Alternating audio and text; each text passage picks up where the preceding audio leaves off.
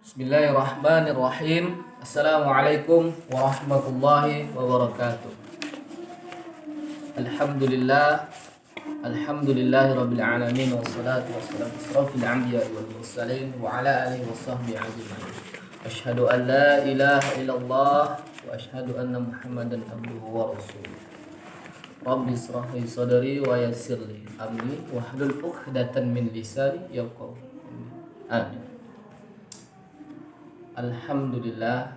Pertama-tama marilah kita ucapkan Alhamdulillah sebagaimana ungkapan rasa syukur kita atas kehadiran Allah Subhanahu wa taala yang bagaimana beliau telah memberikan kita nikmat iman, nikmat sehat, nikmat kesempatan sehingga kita dapat bertemu pada kali ini. Salawat sering salam kita haturkan kepada junjungan besar kita baginda Rasul Nabi Muhammad sallallahu alaihi wasallam. Allahumma shalli alaihi wasallam. Sebagaimana beliau telah membawakan kita dari dunia yang gelap sehingga terang benderang saat ini. Semoga kita semua mendapatkan syafaatnya yaumul akhir. Amin ya rabbal alamin. Baiklah, pada pertemuan kali ini saya akan menyampaikan tentang hadis maudhu dan permasalahannya. Kita tahu rujukan utama selain Al-Quran adalah Al-Hadis sebagai rujukan kedua bagi seluruh umat Islam dalam suatu permasalahan.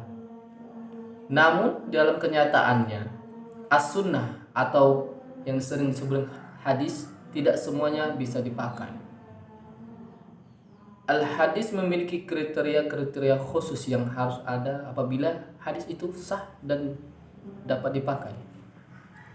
Makanya dari itu kita akan membahas kali ini tentang hadis maudhu.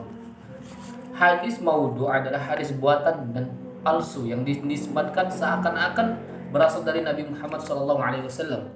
Hadis maudhu sering dimasukkan ke dalam hadis dhaif yang disebabkan oleh tidak terpenuhnya periwayatnya tentang keadilan periwayatnya. Sementara ada sebagian ulama juga yang tidak memasukkan hadis maudhu ke dalam hadis dhaif karena hadis tersebut merupakan bagian tersendiri, ada terbagian sendiri. Hadis maudhu adalah hadis yang disandarkan kepada Rasulullah SAW dengan dusta dan tidak ada kaitannya hakiki dengan Rasulullah. Bahkan sebenarnya bukan hadis. Hanya saja para ulama menamanya hadis mengingat adanya anggapan rawinya bahwa hal itu adalah hadis. Adapun indikasi kemaudhu'an sebuah hadis yang berkaitan dengan sanad. Yang pertama yaitu periwayatnya dikenal sebagai pendusta. Dan tidak ada jalur lain yang periwayat thiqah meriwayat hadis itu. Dan yang kedua, periwayat mengaku sendiri membuat hadis tersebut. Bahwasanya mereka mengaku bahwa hadis itu dibuat-buat sendiri tanpa ada persetujuan dari Nabi. Dan yang ketiga, ditemukannya indikasi yang semakna dengan pengakuan memalsukan hadis seperti seorang periwayat yang meriwayatkan hadis dari orang yang dinyatakan wafat sebelum ia lahir. Adapun sejarah munculnya hadis maudhu, ketika masuknya secara massal penganut agama lain ke dalam Islam yang merupakan akibat dan dari berhasilnya dakwah Islamiyah ke seluruh pelosok dunia, secara tidak langsung menjadi faktor munculnya hadis-hadis palsu. Kita tidak bisa menafikan bahwa masuknya mereka ke dalam Islam di samping ada yang benar-benar ikhlas, tertarik dengan ajaran Islam yang dibawa oleh para dai. Ada juga segolongan mereka yang menganut agama Islam hanya karena terpaksa untuk pada kekuasaan Islam pada waktu itu. Golongan ini dikenal dengan kaum munafik. Semoga kita dijauhkan dari golongan tersebut. Penyebaran hadis maudhu pada masa pemerintahan Sayyidina Utsman bin Affan mulai menabur benih-benih fitnah. Tetapi pada masa itu belum begitu massal karena masa banyak sahabat ulama yang masih hidup dan mengetahui dengan penuh yakin akan kepalsuan suatu hadis. Para sahabat ini mengetahui bahayanya dari hadis maudhu karena adanya ancaman yang keras dikeluarkan oleh Nabi SAW terhadap orang-orang yang memalsukan hadis. Adapun faktor-faktor munculnya hadis maudhu, yang pertama itu faktor pertentangan politik dalam soal pemilihan khalifah. Nah, pada masa itu pertentangan di antara umat Islam timbul setelah terjadinya pembunuhan terhadap Khalifah Utsman bin Affan oleh para pemberontak dan kekhalifahan digantikan oleh Ali bin Abi Thalib. Umat Islam pada itu terpecah-pecah menjadi beberapa golongan, seperti golongan yang ingin menuntut bela terhadap kematian Khalifah Utsman dan golongan yang mendukung kekhalifahan Sayyidina Ali atau kaum Syiah. Setelah perang Siffin muncul pula beberapa golongan yang seperti Khawarij, golongan yang sangat kita ketahui golongan tersebut berbahaya dan keras, aliran keras, dan golongan pendukung Muawiyah. Nah, di antara golongan-golongan tersebut, untuk mendukung golongan-golongannya masing-masing, mereka membuat hadis palsu. Yang pertama dan yang paling banyak membuat hadis maudhu adalah dari golongan Syiah dan Rafidah. Tapi kita tidak mengerti dengan keadaan sekarang.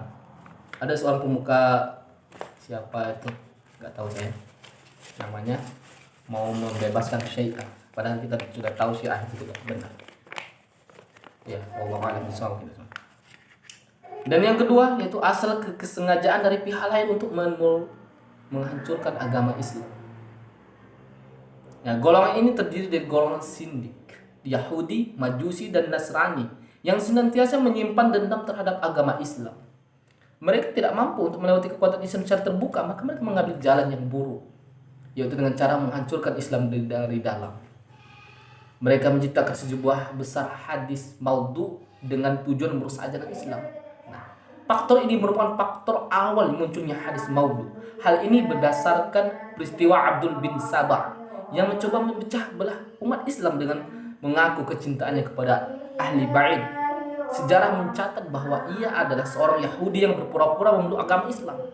Oleh sebab itu ia berani menciptakan hadis maulid pada saat masih banyak sahabat ulama masih hidup. Sangat berbahaya ya iman. Dan yang ketiga adalah membangkitkan gairah beribadah yang mendekatkan diri kepada Allah. Mereka membuat hadis dan palsu dengan tujuan menarik orang untuk lebih mendekatkan diri kepada Allah melalui amalan-amalan yang mereka ciptakan atau dorongan-dorongan yang meningkatkan amalan melalui hadis tarbi wal tarbik, tarhib wal targhib, anjuran-anjuran meninggalkan yang tidak baik dan tidak mengerjakan yang dipandangnya baik dengan secara berlebihan. Dan yang keempat, menjilat para penguasa untuk mencari kedudukan atau hadiah atau keuangan. Nah, pada masa itu ulama-ulama membuat hadis palsu untuk membenarkan perbuatan-perbuatan para penguasa, sehingga dari perbuatan yang tersebut mereka mendapatkan upah dan diberi kedudukan atau harta-harta. Semoga ulama kita pada zaman sekarang dijauhkan dari sifat tersebut, akan cintaannya kepada dunia keuangan. Semoga kita dan seluruh ulama dilindungi Allah Subhanahu wa taala. Adapun sebab-sebab pemalsuan kelompok hadis dan kelompoknya pemalsunya, yang pertama yaitu sebab pemalsunya hadis yang pertama kali muncul adalah adanya perselisihan yang melanda kaum muslim yang bersumber dari fitnah dan kasus-kasus yang mengikut yakni umat Islam menjadi beberapa kelompok. Yang kedua, permusuhan terhadap Islam dan menjelek-jelekkan, yaitu upaya untuk ditempuh oleh kaum zindik, lebih-lebih oleh keturunan bangsa-bangsa yang terkalahkan oleh umat Islam. Dan yang ketiga, upaya untuk memperoleh fasilitas duniawi seperti kepada pemerintah, upaya mengumpulkan manusia ke dalam majelis seperti yang dilakukan oleh para cerita, para peminta-minta dan dampak negatif mereka sangat besar. Itu sangat berbahaya juga. Adapun diambil cara untuk mengumpulkan hadis palsu tersebut, para ulama membuat secara langkah-langkah untuk metode agar bisa mengumpulkan hadis-hadis tersebut dengan cara yaitu meneliti karakteristik para rawi dengan mengamati tingkah laku dan riwayat mereka. Mereka meneliti bagaimana sikapnya, tingkah lakunya dan keseharian seorang periwayat tersebut. Apakah dia memang ada sangkutan dengan atau bersanad dengan baginda Rasul. Dan yang kedua, memberi peringatan keras kepada para pendusta dan mengungkap kejelekan mereka, mengumumkan kedustaan mereka kepada para pemuka masyarakat. bahwasanya kita para ulama memberitahu kepada masyarakat bahwa orang tersebut membuat hadis maudhu yang tidak harus ditiru. Dan yang ketiga, pencarian sanad hadis, sehingga mereka tidak menerima hadis yang tidak bersanad. Bahkan hadis yang demikian mereka anggap sebagai hadis yang batil. Nah, yang keempat, menguji kebenaran hadis dengan membandingkan dengan riwayat yang melalui jalur lain dan hadis-hadis yang telah diakui keberadaan. Dan yang kelima, menetapkan pedoman-pedoman mengungkap hadis maudhu.